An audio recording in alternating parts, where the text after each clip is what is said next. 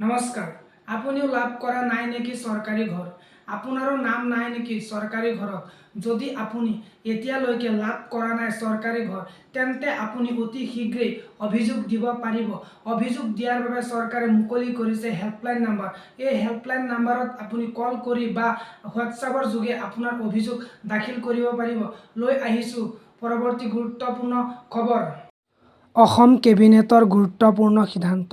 অসমত ৩,১৪,৭৭৩টা পৰিয়াললৈ ভাল খবৰ যে এই লোকসকলে লাভ কৰিব চৰকাৰী পকীঘৰ। যদি আপুনিও লাভ কৰা নাই তেন্তে আপুনি আজি দিব পাৰিব অভিযোগ। नंबर को लॉग इन कीजिए और अपना फोटो खींच लीजिए, अपडेट कर दीजिए।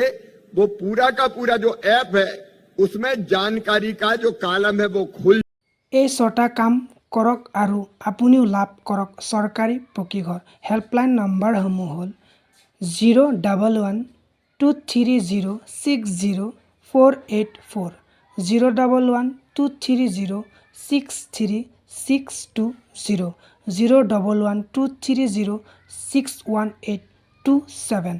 আপুনি এই নম্বৰসমূহত আপোনাৰ কেঁচা ঘৰ ফটো উঠাই আপলোড কৰিব পাৰে আৰু চৰকাৰী ঘৰ লাভ কৰিব।